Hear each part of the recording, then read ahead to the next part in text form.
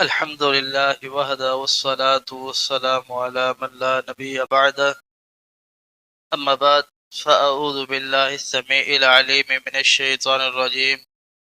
بسم الله الرحمن الرحيم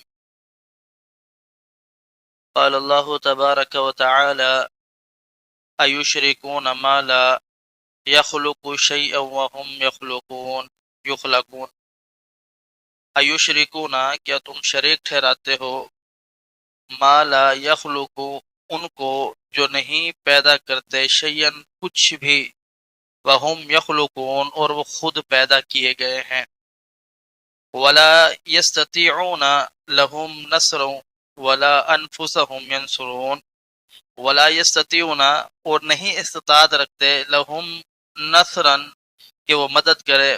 کسی اور کی ولا انفسہم ینصرون اور اس چیز کی بھی استطاعت نہیں رکھتے کہ وہ اپنی مدد کر سکے وَإِن تَدْعُوهُمْ إِلَى الْهُدَى اگر آپ ان کو بلائیں گے ہدایت کی طرف لا تتبعوکم وہ آپ کی پیروی نہ کریں گے یعنی آپ کے پیچھے نہیں آئیں گے سواء علیکم ادعوتموہم ام انتم صامتون برابر ہے آپ پر آپ ان کو اپنی طرف بلائیں یا نہ بلائیں یہ اللہ رب العالمین نے مشرکین کی مذمت کو بیان فرمایا کہ کہا آپ ان لوگوں کو اپنا معبود اپنا مشکل کشا حاجت روا مانتے ہو جن لوگوں کے اندر اتنا استطاعت نہیں ہے کہ وہ کسی چیز کو پیدا کر سکے کل کائنات کو پیدا کرنے والی ذات اللہ کی ہے اب اللہ رب العالمین نے پیدا کیا اس وجہ سے اللہ رب العالمین کو خالق اور رب العالمین کہتے ہیں اب جن کو تم عبادت کر رہے ہو جن کی وہ تو کسی چیز کو بھی پیدا نہیں کر سکتے فرمایا کہ وہم یخلقون حالانکہ کسی چیز کو ایک پیدا نہیں کر سکتے دوسرا وہ خود پیدا کیے گئے ہیں تو یہ خدا کیسے ہو سکتا ہے جو خود پیدا کیا گیا ہو اور کسی اس کے اختیار میں یہ نہ ہو کہ وہ کسی چیز کو پیدا کرے فرمایا ولا یستطیعون لهم نصر ولا انفسهم ينصرون ان کے اندر اتنا استطاعت نہیں ہے کہ وہ کسی کی مدد کر سکے ان کے اندر اتنا استطاعت نہیں ہے کہ وہ اپنی مدد کر سکے کسی کی پھر کیا مدد کریں گے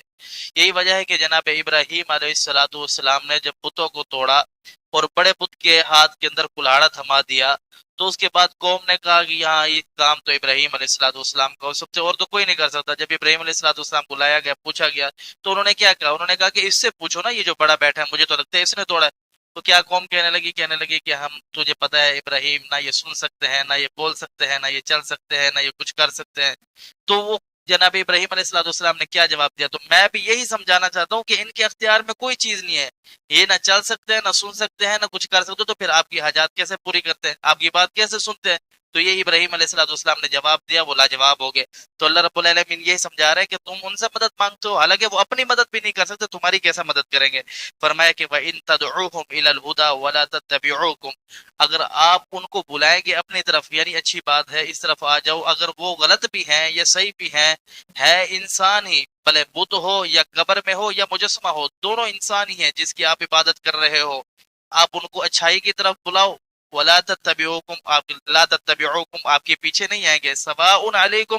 ادعوتموہم ام انتم صامتون تم پر برابر ہے آپ ان کو اپنی طرف بلاؤ یا نہ بلاؤ یعنی وہ آپ کی بات سن ہی نہیں سکتے ہے ہی مردہ ان کے اندر یہ صلاحیت ہی نہیں رکھی اللہ رب العالمین نے کہ وہ سن سکے تو پھر آپ کی بات کا کیسے جواب دیں گے آپ کو نفع نقصان کیسے پہنچائیں گے نفع نقصان کا مالک خوشی غمی کا مالک اچھائی بلائی کا مالک ہر چیز کا خالق کائنات اللہ ہے اور اسی سے ہر چیز مانگنی چاہیے اور اسی کے اختیار میں ہے اللہ سمجھنے عمل کی توفیق دے قول قولی ھذا استغفر اللہ لی ولکم ولسائر